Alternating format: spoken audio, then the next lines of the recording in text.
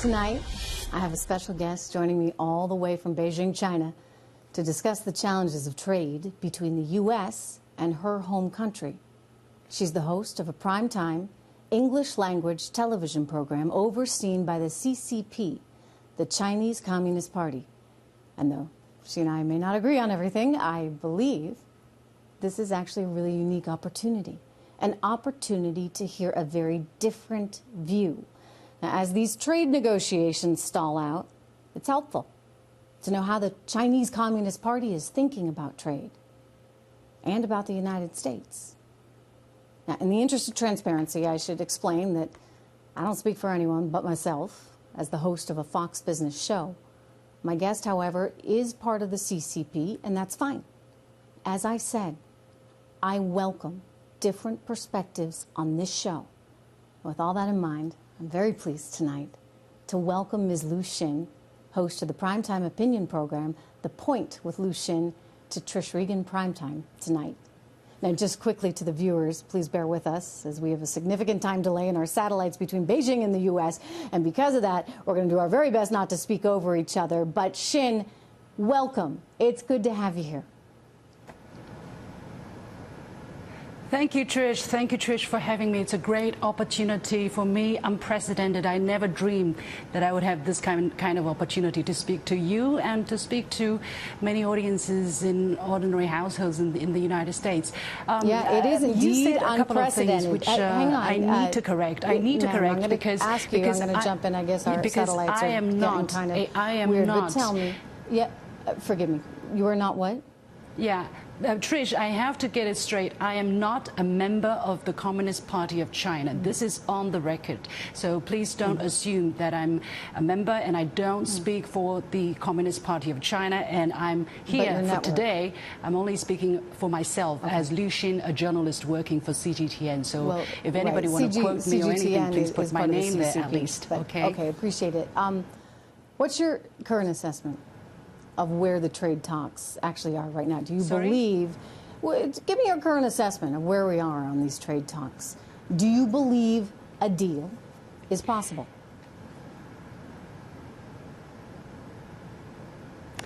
It is true that the satellite connection is not very good, but I believe that you're asking me where we are in terms of the trade negotiations.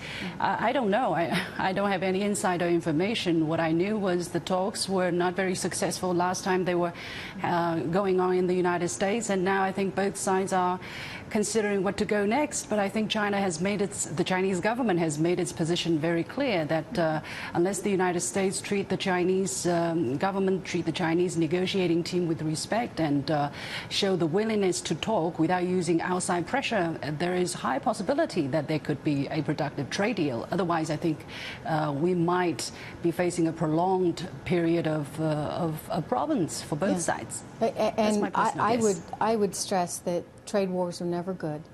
They're not good for anyone. So I want to believe, Xin, I want to believe that something can get done. And these are certainly challenging times. I realize there's a lot of rhetoric out there. But let me turn to one of the biggest issues, and that's intellectual property rights. I mean, fundamentally, I think we can all agree it's never right to take something that's not yours. And yet, in going through so many of these cases at the Independent World Trade Organization, the WTO, that China's a member of, as well as the DOJ and FBI cases, you can actually see some of them on the screen right now.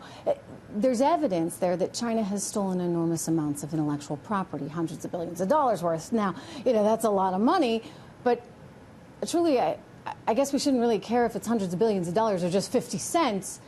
How do American businesses operate in China if they're at risk for having their property, their ideas, their hard work stolen? Well, I think, Trish, you have to ask American businesses whether they wanted to come to China, whether they find coming to China and cooperating with Chinese businesses has not been profitable or not, and they will tell you their answers. As far as I understand, many American companies have been established in China, and they're very profitable, and the great majority of them, I believe, plan to continue to invest in China and explore the Chinese market. Well, now, U.S. President Donald Trump's tariff makes it a little bit more difficult, makes the future a little bit uncertain. I do not deny that there are IP infringement, there are copyright issues, or there are piracy, or even theft of commercial secrets. I think that is something that has to be dealt with, and I think the Chinese government and the Chinese people, and me as an individual, I think there's a consensus because without the protection of IP right, nobody, no country, no individual can be stronger, can develop itself. So I think that is a very clear consensus among the Chinese society. And of course, there are cases where individuals, where companies go and steal, and I think that's a common practice probably in every part of the world. And there are companies in the United States who sue each other all the time over infringement on IP rights. And you can't say, simply because these cases are happening, that America is stealing, or China is stealing, or the Chinese people are stealing. And basically that's the reason why I wrote that rebuttal, because I think this kind of blanket statement is really not helpful, really not helpful. Well, it's not just a statement, it's multiple reports, including evidence from the WTO. But let me ask you about Huawei, because that's certainly in the headlines right now. Sure, I don't deny those. No, I don't deny those. Right, I mean, look, I think, as I said, we can all agree that if you're going to do business with someone, it has to be based on trust. And you don't want anyone stealing your valuable information that you've spent decades working on. Anyway, China passed a law in 2017 requiring tech companies to work with the military and the government. So it's not just individual companies, right, that might be getting access to this technology. It's the government itself, which is an interesting nuance. But I get that China is upset that Huawei is not being welcomed into the U.S. markets. I totally get it. So let me just ask you this. It's an interesting way to think about it. I think, what if we said, hey, sure, Huawei, come on in. But here's the deal.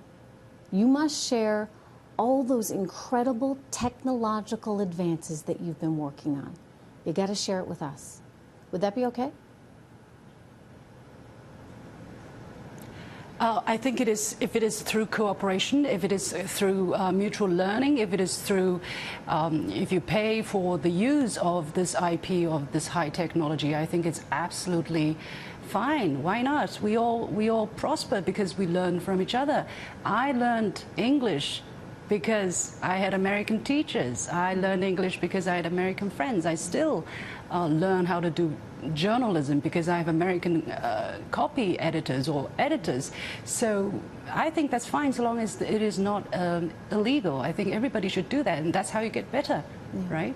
But you mentioned something pretty important, which is that you should pay for the acquisition of that. And, look, I think that the liberalized economic world in which we live has valued intellectual property, and it's governed by a set of laws. And so we all need to kind of play by the rules and play by those laws if we're going to have that kind of trust between each other. But I think you bring up some good points. Let me turn to China right now, which is now, wow, the second largest economy. At what point will China decide to abandon its developing nation status and, well, stop borrowing from the World Bank? Well, I think this kind of discussion is going on, and I've heard very live discussions about this. And indeed, there are people talking about China already becoming so big. Why don't you just grow up? Basically, I think you said it in your program as well. China, grow up. Well, I think we want to grow up. We don't want to be, dwarfed or poor, underdeveloped all the time.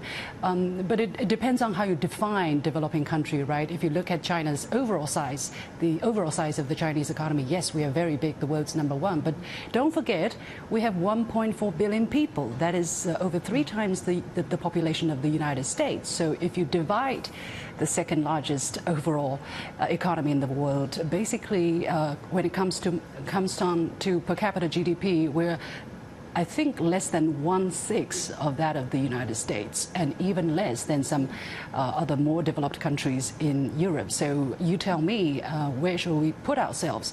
This is a very complicated issue because per capita, as I said, is very small, but overall it's very big. So we can do a lot of big things, and people are looking upon us to do much more around the world. So I think we are doing that. We're contributing to the United Nations. We are the world's biggest contributor to the UN peacekeeping missions, and we're giving out donations and humanitarian aids and all of that because we know we have to grow up. And Trish, thank you for that reminder. Let's get to the tariffs. I've seen some of your commentaries too, and Xin, I appreciate that you think China could lower some of its tariffs. I watched you say that, and I'm totally in agreement with you. In 2016, the average tariff, effectively a tax, that was charged on an American good in China was 9.9%. Now, that was nearly 3 times what the U.S. was charging. So what do you say about this? What do you think about saying, hey, you know, to heck with these tariffs.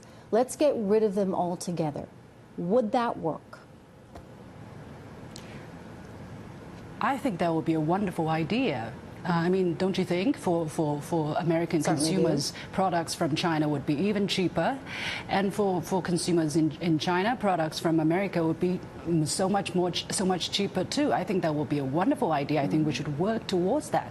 But you know, you talked about rule-based system, rule-based order.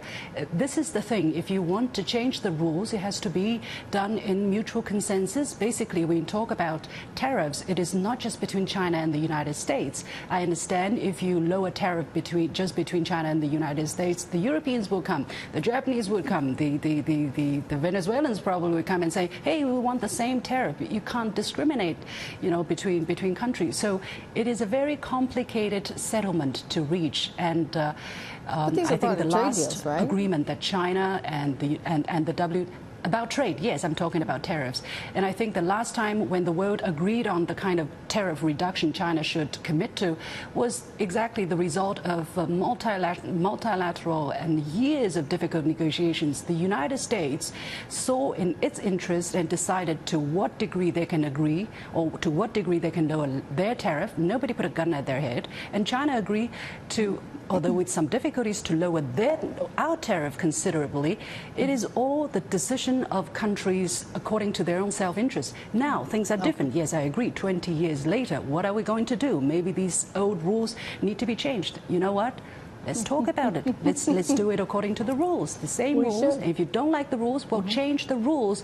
But again, it has to be a multinational, a multilateral decision I process. would just say, you know, you can go back to the trade agreement of 1974, Section 301. There is a rule that enables the United States to use tariffs to try and influence the behavior of China should it be stealing our intellectual property. And that, I think, in some ways is part of what this all comes back to, and it's this sense of trust. And I hear you on the forced technology transfer, and I think that some American companies perhaps have made some mistakes in terms of being willing to overlook what they might have to give up in the near term. But this is an issue, I think, where the country as a whole needs to step in, and we're seeing the United States do that, perhaps in a way that hasn't happened. I mean, it's been in the background. Don't get me wrong. I think previous administrations have identified the challenge, but have really been a little unwilling to take it on. So we're living in these very different times. How do you define state capitalism? You mean how do I define? Sorry, I didn't hear the last thing. You mean forced technology transfer, or so-called state forced capitalism. Technology transfer? No. Well, I guess forced technology transfer may be part of that, but state capitalism. In other words, one of the things that I would technology transfer, and somehow you kind of skid it away. I'm playing you a compliment here. Hang on one second, Xin. I want to say that I think, you know, your system of economics is very interesting because, you know, you have a capitalist system, right? But it's state-run. So talk to us about that. How do you define it? Well, we would like to define a socialism with Chinese characteristics, where market forces are expected to play the dominating or the deciding role in the allocation of resources. Basically, you know, let the market. We want it to be a market economy, but there are some Chinese characteristics. For instance, some state-owned enterprises which are playing an important but increasingly smaller role, maybe in the economy. And everybody thinks that China's economy is state-owned, everything is state-controlled, everything is state. But let me tell you, it is not the true picture. If you look at the statistics, for instance, 80% of Chinese employees were employed by private enterprises. 80% of Chinese exports were done by private companies, were produced by private companies. About 65% of technological innovation were carried out by private enterprises. The largest, some of the largest companies that affect our life, for instance, some internet companies or some 5G technology companies, they are private companies. So we are, yes, a socialist economy with Chinese characteristics, but it's, you know, not everything state-controlled, state-run. It's not like that. We are actually quite mixed and very dynamic and actually very, very open as well. Well, I think you need to probably keep being open. I think that you know, as a free trade person myself, I think that that's the direction to pursue. And ultimately, that leads to greater economic prosperity for you and better economic prosperity for us. And so then you get a win-win. But absolutely. This was interesting. I appreciate you being here.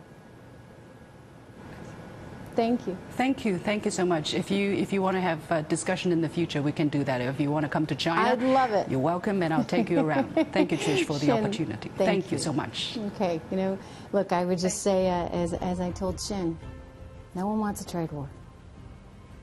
But we have to think long and hard about the right next steps.